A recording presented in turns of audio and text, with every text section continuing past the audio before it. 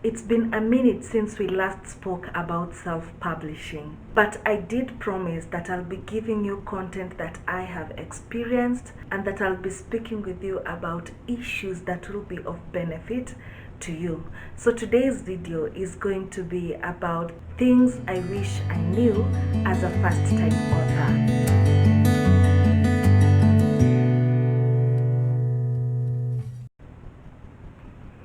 First lesson I learned is that writing is not enough. Aim for excellence. People who love to write, they write because it's something that is in them and they want to put down their creativity or they want to put down their thoughts on paper. Writing for publishing, on the other hand, is more than just putting down your thoughts on paper. It's also about giving out to other people who have an interest in reading, who love reading, material that is beneficial, it's entertaining, it's educative, for whatever theme or whatever purpose you're intending to write your book.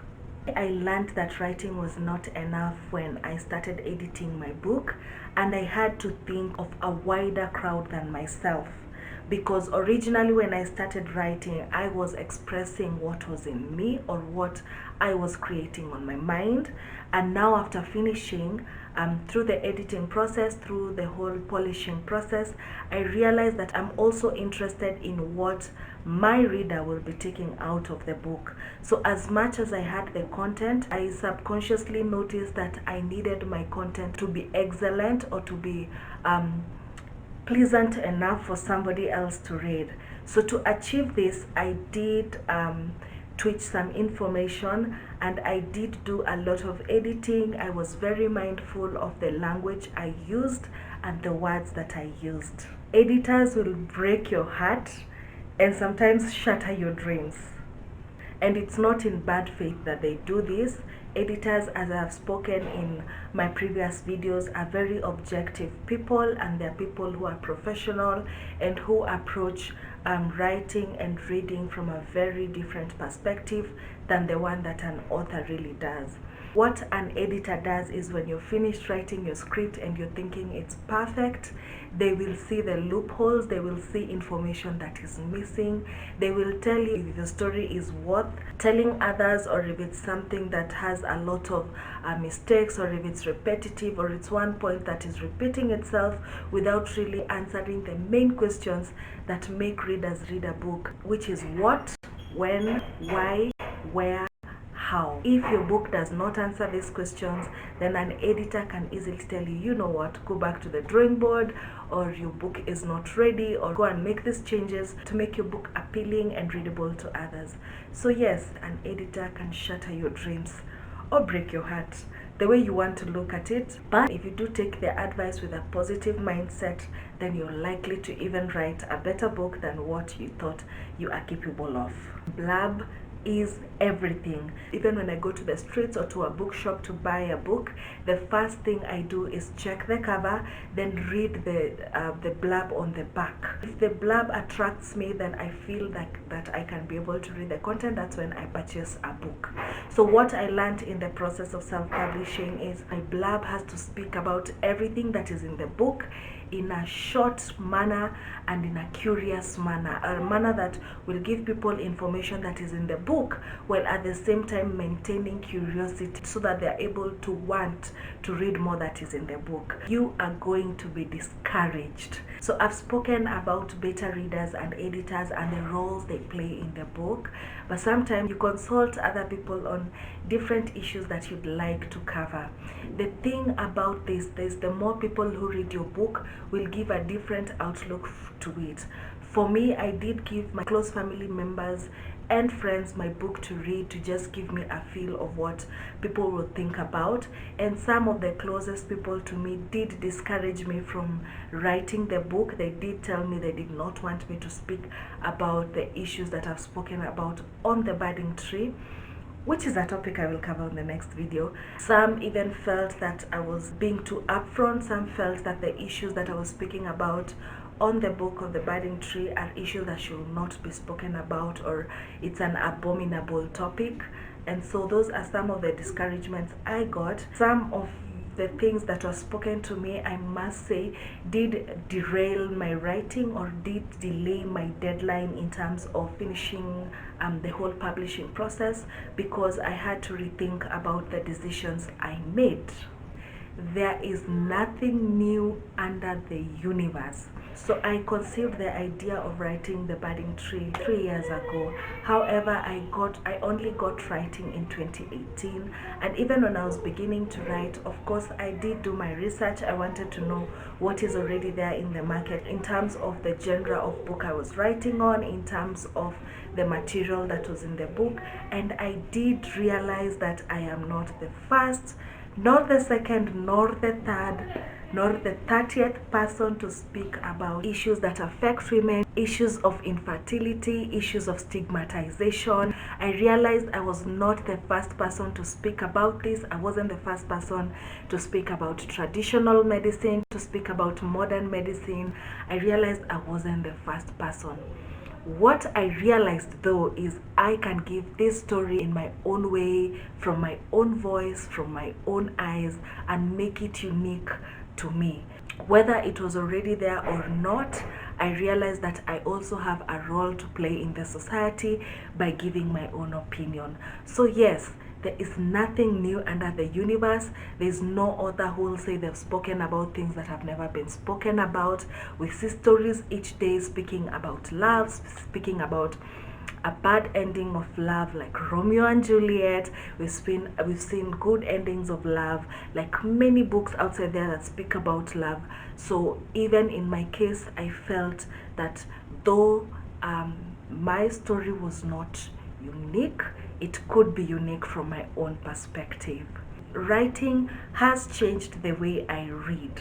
Before, I was reading a book for entertainment. I was reading a book because it was interesting to me, because it had information I needed.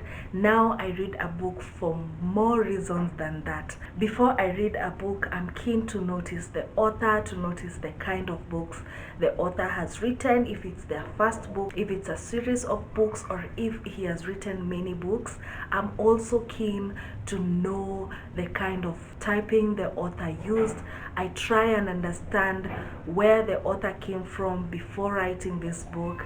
I am noticing the size of the book, I'm noticing the font inside, I'm noticing the imagery that the author used and the intention he had for me as a reader when I'm reading it. I'm noticing the irony, I'm noticing the language, I'm noticing more than the story. So yes, writing has also changed the way I read books, because now I'm interested to learn from other authors. I'm interested to learn from their writing mistakes or from their writing success. It takes time to make a book. It is not enough that you've written a book. It's not enough that you have it edited.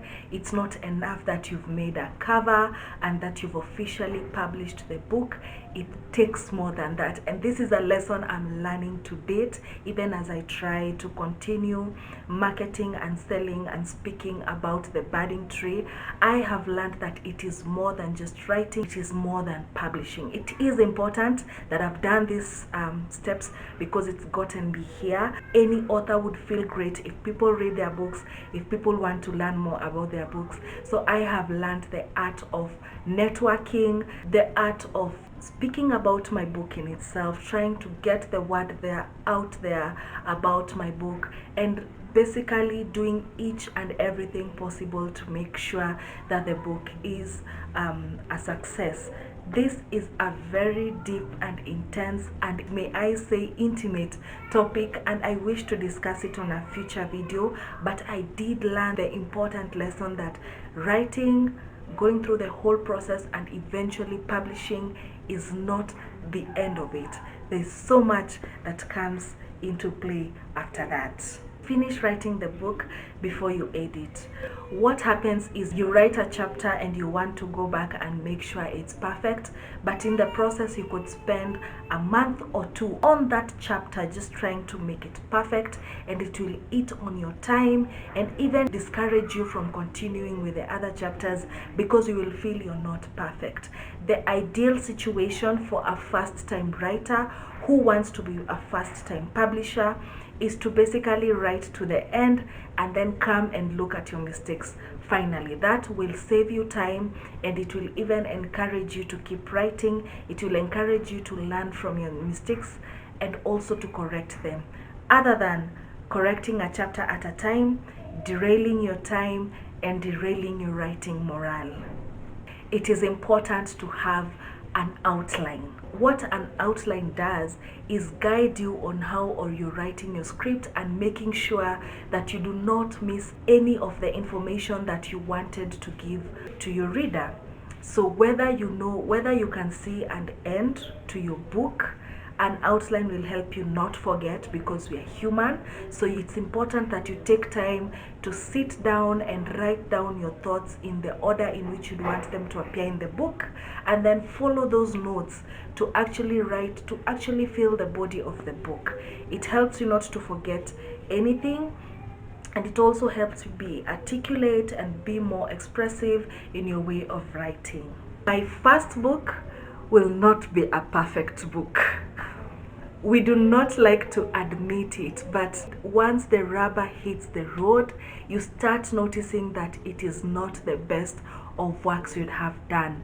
That is why you see authors have done different corrections and versions of the book. You will see a book that is written, it was updated after a few years, or it was improved after a few years. It's because the first book is never perfect, and this is a lesson I have learned the hard way, because to date, the book is already in the market. People are already reading. I'm still getting a lot of mistakes that I'm learning from. I'm getting a lot of ideas. I'm getting a lot of compliments, a lot of complaints from people who are reading my book. So I have learned to make peace with the idea that the first book will never be perfect. Hey, your second may also not be perfect, but it shouldn't stop you from writing. It shouldn't stop you from being expressive, and it shouldn't stop you from learning from your own mistakes. I would like to know in the comment section below, what mistakes do you people think writers make? Or what mistakes have you done in your writing, whether it's a book, whether it's a blog, whether it's just a script that you're writing for somebody. What are the mistakes you've made? Let me know and let us discuss this. Until my next video, goodbye. Hey, I would like to call you to action. How about subscribing to this channel? If you're enjoying my content, if you're learning something, please encourage me. Let me be able to make more videos that are not only entertaining but also educative and beneficial to you. Subscribe.